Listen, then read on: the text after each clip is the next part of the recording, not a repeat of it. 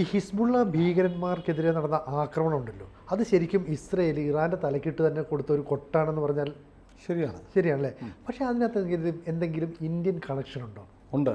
നമ്മൾ ഈ എല്ലാ സംഭവങ്ങൾക്കും പിന്നിൽ ഗൂഢാലോചന തിയറി പറയാറുണ്ട് അല്ലേ? അതെ, അങ്ങനെ പറയുന്ന ആളുകളുണ്ട്. അപ്പം ഞാനിപ്പോൾ ആലോചിക്കുക, ഹിസ്ബുള്ളയെ ഏതാണ്ട് നിലംപരിശാക്കി അതെ ഇസ്രയേൽ പേജർ സ്ഫോടനത്തിലൂടെ വാക്കി ടോക്കി സ്ഫോടനം, ഞാൻ വിവരിക്കണ്ട, എല്ലാവർക്കും അറിയാം. അതെ, അതിലൂടെ ഹിസ്ബുള്ള എന്ന് പറഞ്ഞ ഇറാൻ്റെ കൂലി പട്ടാളം അസ്തപ്രജ്ഞരായി കിടക്കുകയാണ്.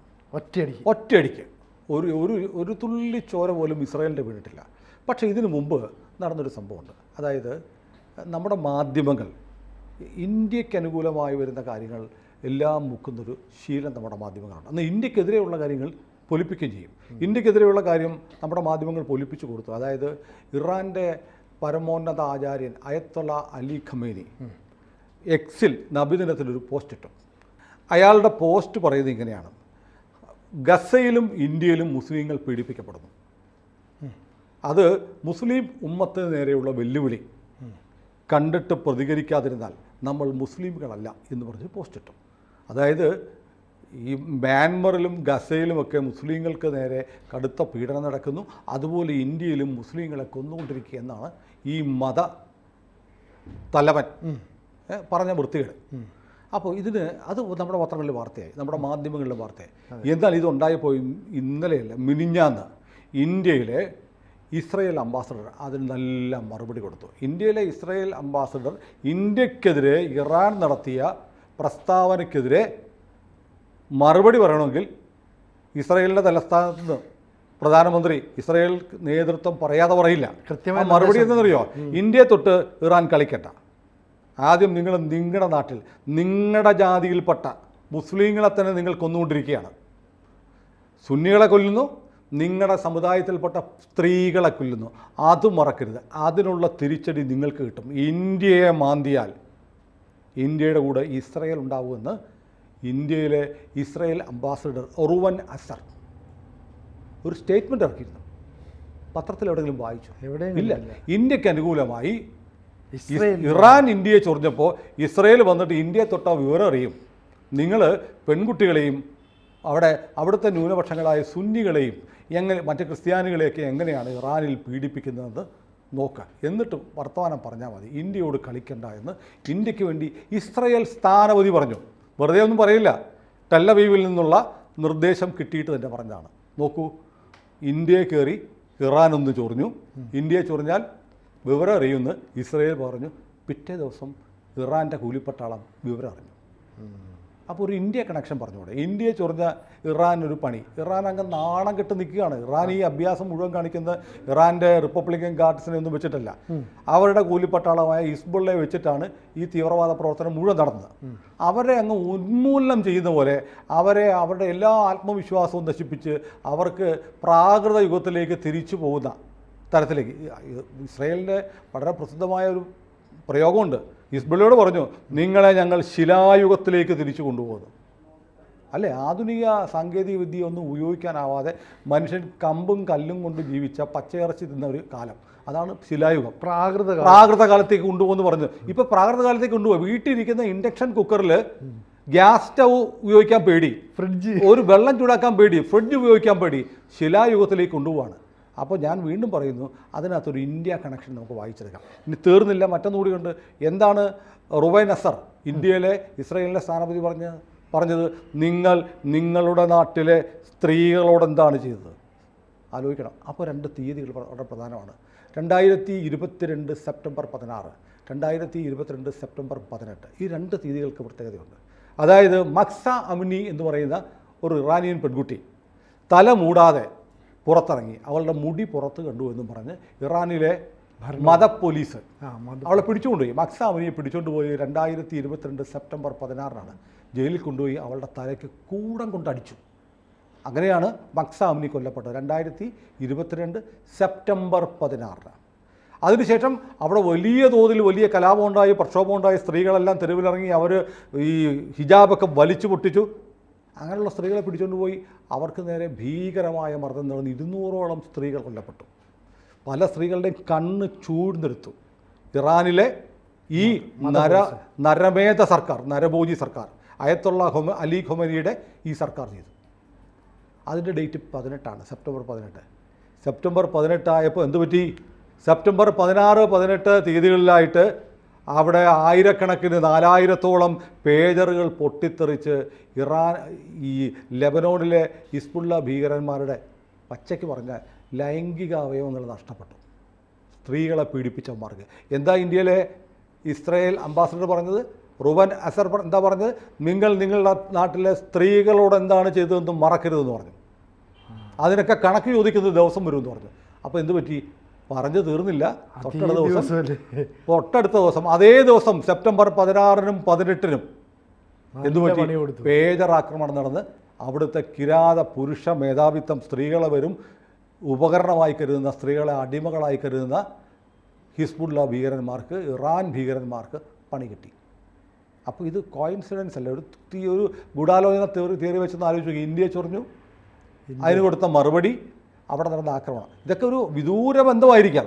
എന്നാൽ പോലും ഇതിനൊക്കെ പ്രകൃതിക്കൊരു നിയമമുണ്ട്. കൊടുത്ത കൊല്ലത്തും കിട്ടും. കർമ്മ എന്ന് പറഞ്ഞൊരു സാധനമുണ്ട്.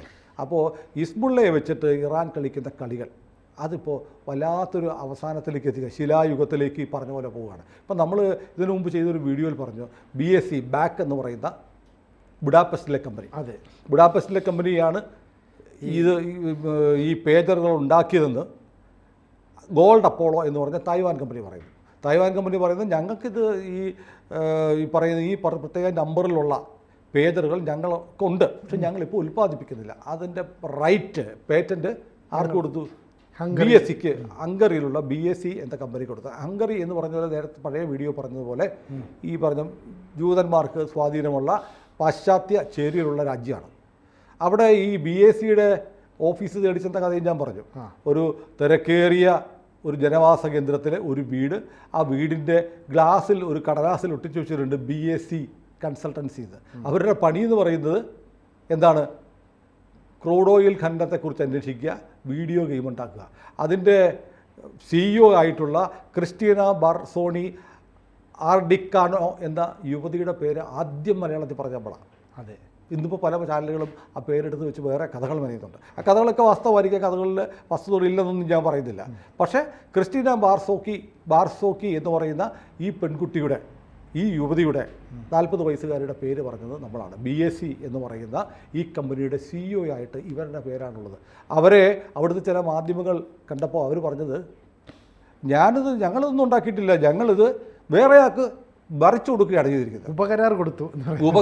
ആ ഉപകരാർ എവിടേക്ക് പോയി? തെരഞ്ഞ് ചെന്നാൽ ഒരു ഇസ്രായേൽ കമ്പനി ആയിരിക്കാം ഒരുപക്ഷെ ഉണ്ടാക്കി വെച്ചത്. പക്ഷേ ഇപ്പോഴുള്ള പുതിയ വാർത്ത, ക്രിസ്റ്റീന ബാർസോണി എന്ന് പറയുന്ന ഈ യുവതിയെ കാണാനില്ല. മിസ്സിങ്. എവിടെ പോയി എന്നറിയില്ല.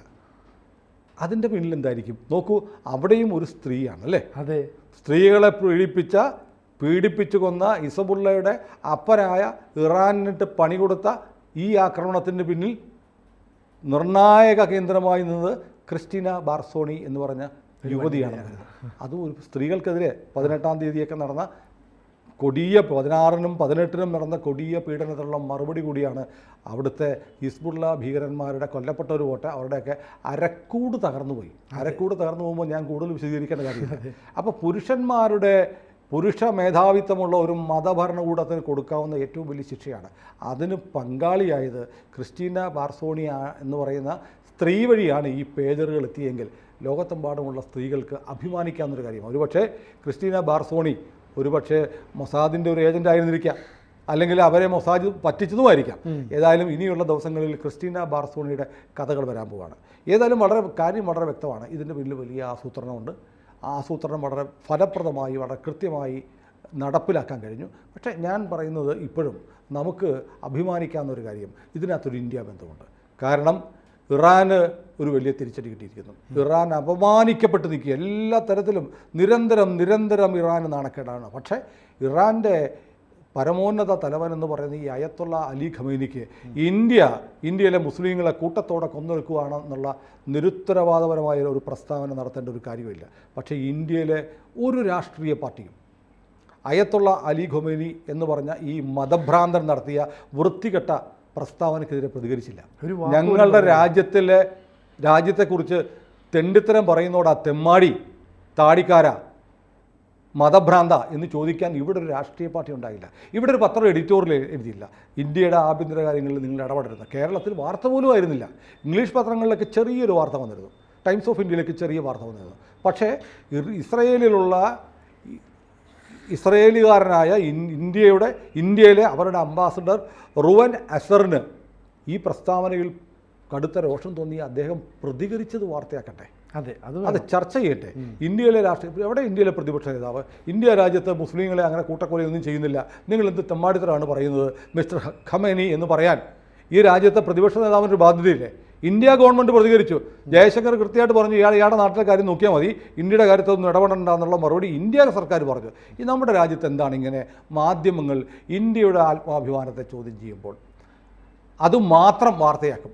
എന്നാൽ ഇന്ത്യക്ക് വേണ്ടി ആരെങ്കിലും സംസാരിച്ചാൽ അത് മിണ്ടില്ല. കാരണം ഇസ്രയേൽ പോലെ ലോകത്തെ മുഴുവൻ ഇന്ന് കിട്ടുകിട്ടാ വർപ്പിക്കുന്ന ഒരു കുഞ്ഞു രാജ്യം പറയുകയാണ് ഇന്ത്യയെ തൊട്ടാൽ, ഇന്ത്യക്കെതിരെ നിങ്ങൾ വർത്തമാനം പറഞ്ഞാൽ ഞങ്ങൾ വരും. ഇന്ത്യയോട് യുദ്ധം ചെയ്യുന്നവർ ഞങ്ങളോടും യുദ്ധം ചെയ്യേണ്ടി വരുമെന്ന് അമേരിക്ക പറഞ്ഞിട്ടില്ല, റഷ്യ പറഞ്ഞിട്ടില്ല, നമ്മുടെ ഒരു സഖ്യകക്ഷിയും പറഞ്ഞിട്ടില്ല. പക്ഷേ ഇസ്രയേൽ പറഞ്ഞിട്ടുണ്ട്. അതുകൊണ്ടാണ് ഐക്യരാഷ്ട്രസഭയിൽ ഇസ്രയേലിനെതിരെ പ്രമേയം വരുമ്പോൾ ഇന്ത്യ വോട്ട് ചെയ്യാതെ മാറി നിൽക്കുന്നത്. ഹമാസിനെ നമ്മൾ വീണ്ടും വീണ്ടും തീവ്രവാദികൾ, ഭീകരവാദികൾ എന്ന് വിളിക്കുന്നത് അതുകൊണ്ടാണ്. ഇന്ത്യക്കൊരാവശ്യം വന്നാൽ ഇന്ത്യയുടെ കൂടെ നിൽക്കാൻ ഒരൊറ്റ രാജ്യമേ ഉള്ളൂ ലോകത്ത്, അത് ഇസ്രയേൽ മാത്രമാണ്. അത് വീണ്ടും തെളിയിച്ചതാണ് ഇസ്രയേലിൻ്റെ സ്ഥാനപതി റുവൻ അസർ നടത്തിയ പ്രസ്താവന. ശക്തമായ താക്കീത് ഇറാന് കൊടുത്തത്. ഇന്ത്യയെ തൊട്ട് കളിക്കണ്ട, ഇന്ത്യയെ തൊട്ട് കളിച്ചാൽ വർത്തമാനം പറയും, ഞങ്ങളുണ്ടാവും. നമ്മുടെ ഒരു വക്കീലിനെ പോലെ സംസാരിച്ചു. അതിൻ്റെ പിറ്റേ ദിവസം ഇസ്രയേൽ ഇറാന് പണിയും കൊടുത്തു. അപ്പോൾ ഇതൊരു വല്ലാത്ത യാദൃശ്ചികതയായിരിക്കാം. നമ്മൾ കണക്ട് ചെയ്ത് ആലോചിക്കുമ്പോൾ നമുക്ക് തോന്നുന്നുണ്ട്. ഏതായാലും ഇന്ത്യയുടെ എക്കാലത്തെയും ആത്മബന്ധുവാണ് ഇസ്രയേൽ. ഇന്ത്യയും അങ്ങനെ തന്നെയാണ്. നെതന്യാഹു എന്നുള്ള പ്രധാനമന്ത്രി ഇന്ത്യയുടെ പ്രധാനമന്ത്രിയുടെ അടുത്ത സുഹൃത്താണ്. അതുകൊണ്ട് ഇവിടുത്തെ ചില ആളുകൾക്ക് ഭയങ്കര അക്രമികടിയാണ് കേട്ടോ. ഇതൊക്കെ പറഞ്ഞാലും നമ്മൾ ലോകത്തെമ്പാടുമുള്ള ഭീകരവാദത്തെ ചെറുക്കുന്നവർ, മാനവരാശിയുടെ നിലനിൽപ്പിനെ സ്നേഹിക്കുന്നവർ, ഇഷ്ടപ്പെടുന്നവർ ഇസ്രയേലിൻ്റെ കൂടെയാണ്. അതുകൊണ്ട് ABC മലയാളവും ഇസ്രയേലിൻ്റെ കൂടെ തന്നെയാണ്. കാരണം ഇസ്രയേലിൻ്റെ ഭാഗത്ത് ന്യായമുണ്ട്. ഒക്ടോബർ 7-ന് ഇസ്രയേലിൽ കടന്നു കയറി 1500ഓളം മനുഷ്യരെ, കുഞ്ഞുങ്ങളെ, സ്ത്രീകളെ കൂട്ടക്കൊല ചെയ്തത്, മാനഭംഗപ്പെടുത്തിയത്, കൊച്ചു കുഞ്ഞുങ്ങളുടെ കഴുത്ത് മുയലിൻ്റെ തല വെട്ടുന്നതുപോലെ വെട്ടിയെടുത്തത് നമ്മൾ കണ്ടതാണ്. എന്നിട്ട് 250ഓളം ഇസ്രയേലികളെ പിടിച്ചുകൊണ്ടുപോയി ഇപ്പോഴും നരകയാതന അനുഭവിപ്പിച്ച് എവിടെയോ പാർപ്പിച്ചിരിക്കുന്നത്, പലരെയും കൊന്നിരിക്കുന്നത് ലോകം കാണുന്നുണ്ട്. അതുകൊണ്ട് ഇത്രയും നിഷ്ഠൂരത ചെയ്ത ഹമാസ് എന്നുള്ള ഭീകര തീവ്രവാദികളെ സപ്പോർട്ട് ചെയ്യാൻ നമുക്ക് മനസ്സില്ല. നമ്മൾ ഇസ്രയേലിൻ്റെ കൂടെയാണ്. ഇസ്രയേൽ ചെയ്യുന്നത് എല്ലാം ശരിയാണ്. ഇസ്രയേൽ ചെയ്യുന്നതാണ് ശരി. ഇസ്രയേൽ ഈ ശരി ചെയ്തുകൊണ്ടിരിക്കട്ടെ. കൂടുതൽ വാർത്തകളും വിശേഷങ്ങളും നിങ്ങളിലേക്ക് എത്താൻ ABC മലയാളം സബ്സ്ക്രൈബ് ചെയ്യുക, ബെൽ ബട്ടണും അമർത്തുക.